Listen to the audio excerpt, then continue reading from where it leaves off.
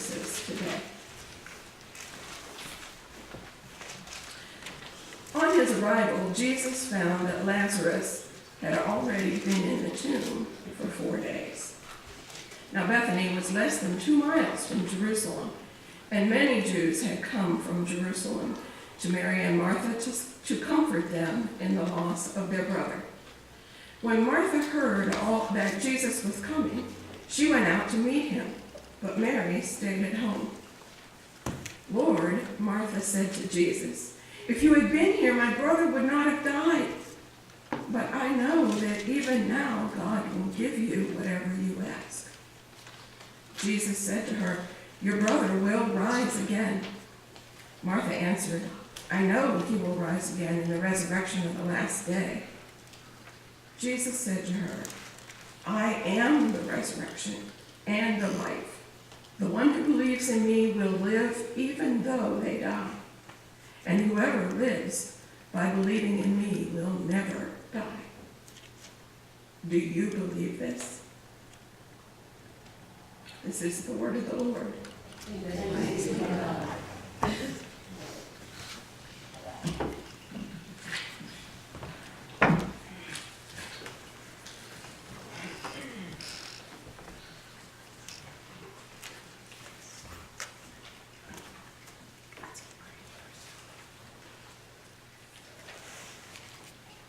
I believe that I mentioned maybe a couple of weeks ago how much I like Madeline L'Engle, and encouraged you to consider her writings.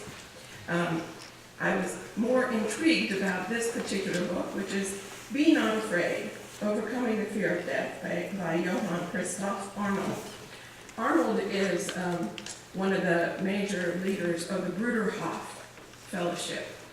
If any of you are familiar with the Bruderhof Fellowship, it's a pacifist denomination, one might say, and he's an excellent writer and pastor.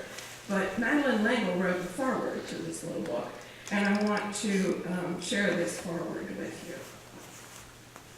One evening while my children were doing homework, I was sitting at my desk writing when one of our neighbors, a young man in high school, came in demanding, "Madeline, are you afraid of death?" Barely turning, I answered, "Yes, Bob, of course." He plunked himself down on a chair. "Thank God, nobody else will dare to admit it." Death is change, and change is always fearful as well as challenging.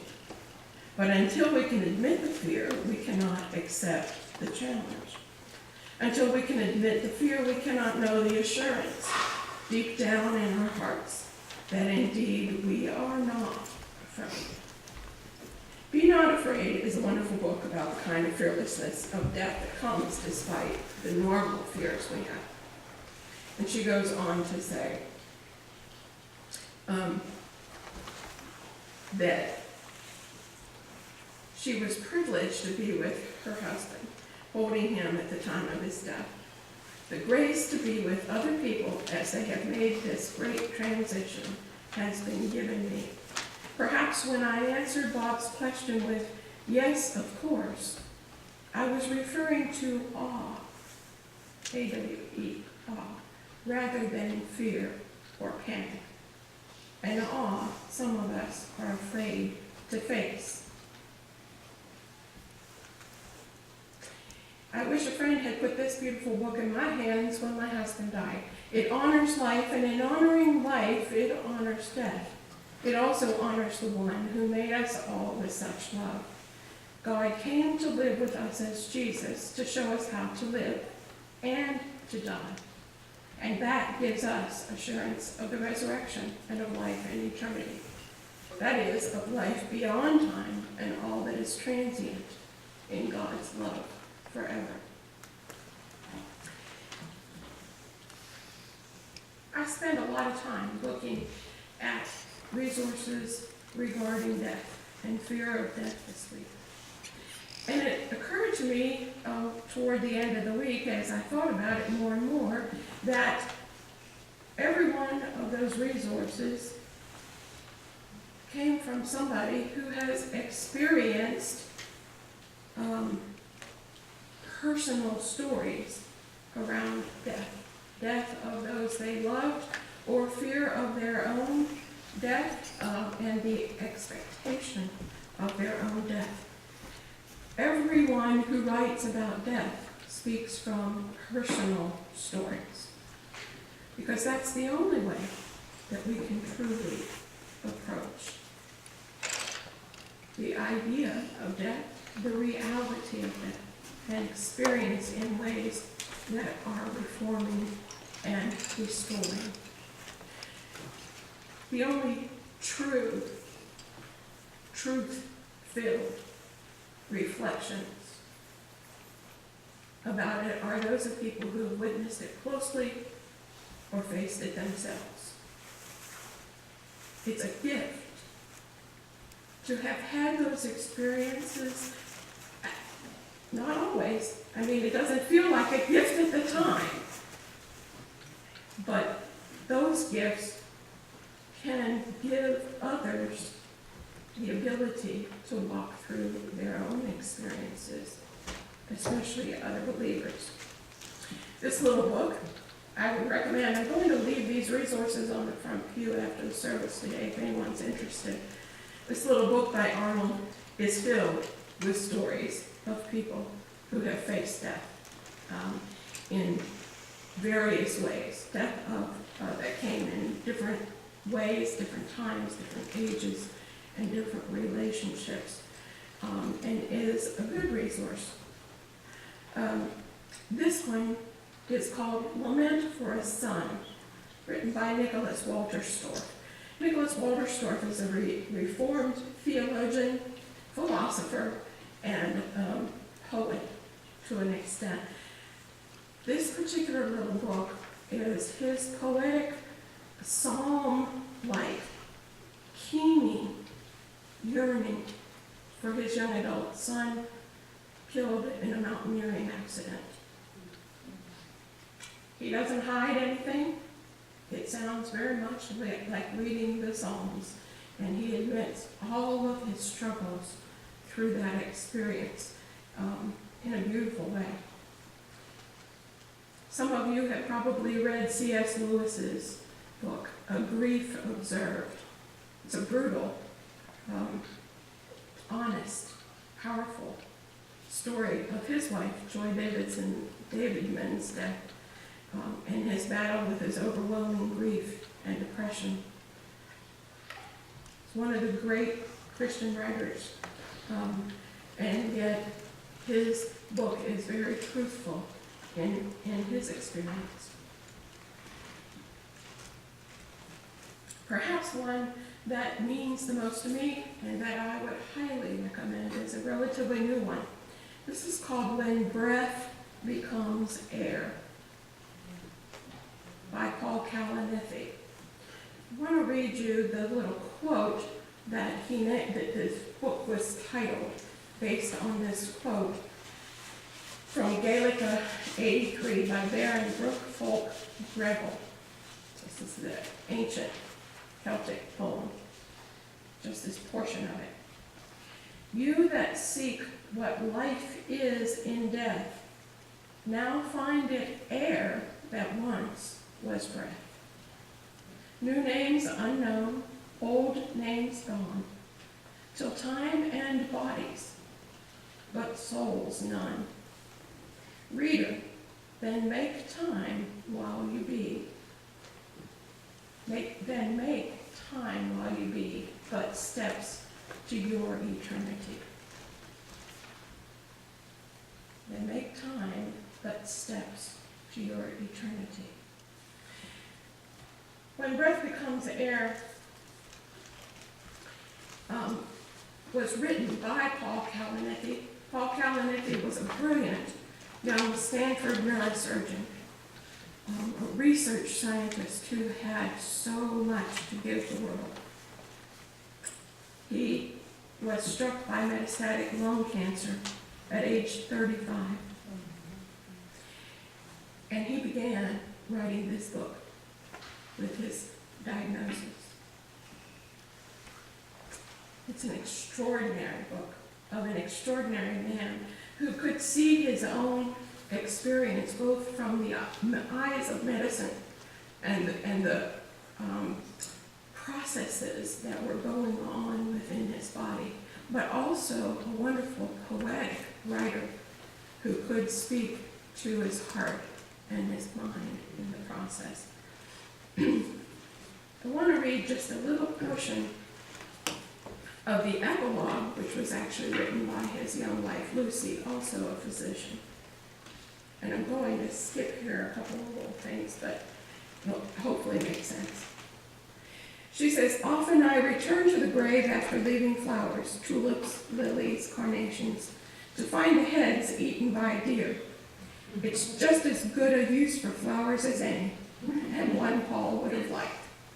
The earth is quickly turned over by worms, the processes of nature marching on, reminding me of what Paul saw and what I now carry deep in my bones too. The inextricability of life and death, and the ability to cope, to find meaning despite this, because of this. What happened to Paul was tragic, but he was not a tragedy."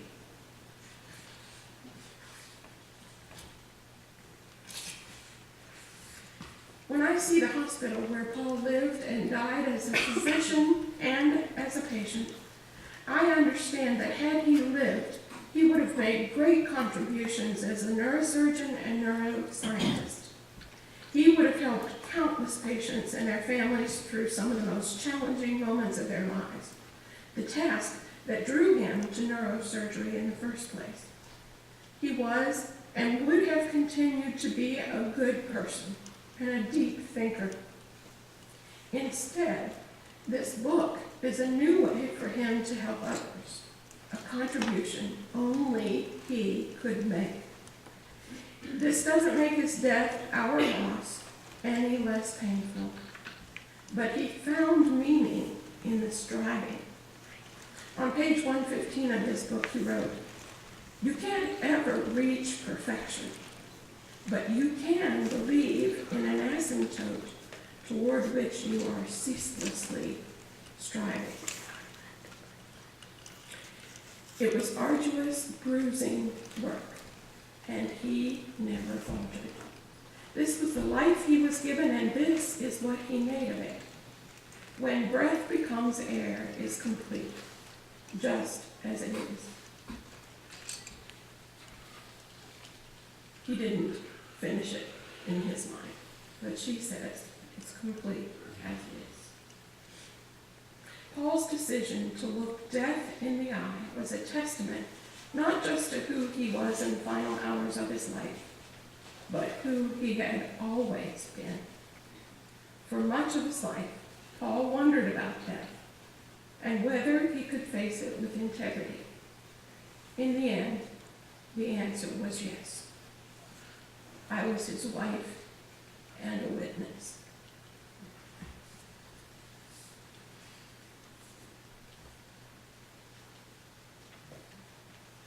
As I thought about that, I realized that right here in this room, we have many faithful witnesses who have faced death, possibly of family members, in many cases, spouses, children, loved ones. But some of you have also looked death in the eye for yourself. And I am amazed at the faith that you represent. I don't need to tell most of you about the fear of death or of facing it. But I hope that you all will take what you have learned in that challenge and use it as a gift to others who do need to hear your stories. Our new presbyter for Vision and Mission, his name Brian Heron. I don't know how many of you know him. He's a great guy, an interesting man in many ways. Right after he was elected to that position, he went to Nepal to do a mountain biking trip in Nepal. And I just received this month's new omnibus, which is the Presbytery's newsletter, which he has an article in called Notes from the Road to Emmaus. And when I read it, I thought, yes. He starts out by saying nobody would have blamed him, and he thought about asking for an extension to write this article before extension of the deadline, because so much was going on in the life of the Presbytery, and so much was unclear about his co-worker to be called and whether or not that would happen. He says, "But I decided that the uncertainty of this moment tells us as much of our story and our life in the Presbytery as any potential final outcome. We would love life to be settled, but uncertainty is often our most present companion." Isn't that the truth? A few years ago, I began signing off my emails in a variety of different fashions, but the one I most commonly use is "in trust." ... In trust. I certainly am not opposed to more traditional Orthodox expressions of "in Christ" or "God bless you," but the "in trust" sign-off is most authentically me. While I believe in God, it is not belief that grounds my daily life, but the presence of a radical and deep abiding trust. Think about that sentence. That is a mouthful. While I believe in God, it's not belief that grounds my daily life, but trust. I also like this sign-off because I can use it for both my Christian brothers and sisters and my secular friends and feel like I am connecting with both. My favorite part of the sign-off, however, are the 3 dots at the end that express a continuity to life, faith, and relationship, and an invitation to trust whatever future is lying before us. It is my way of saying, I don't know what is coming next, but I trust that God will be the source of it. I don't know what's coming next, but I trust that God will be the source of it. He goes on to say he's writing this as we're having this turmoil in the Presbytery, unsure of where we're going structurally and as a church, how the life of mainline churches will extend itself or not. He says, and this particular thing was going to be controversial. He says, we might discover something about ourselves that disturbs us and forces us to look more deeply at our corporate and ecclesiastical life. We might come to a deeper understanding and appreciation for the wisdom and depth of this presbytery. We might be hugging each other more tightly or taking a little breather from each other. I don't know. But no matter how this all turns out, what I do know is that God is to be trusted in the process. In the process of wrestling, loving, struggling, and soulfully praying our way through the uncertainty together. And because of that, my friends, I remain in trust. Brian. And I remain in trust and pray that you do as well. Amen.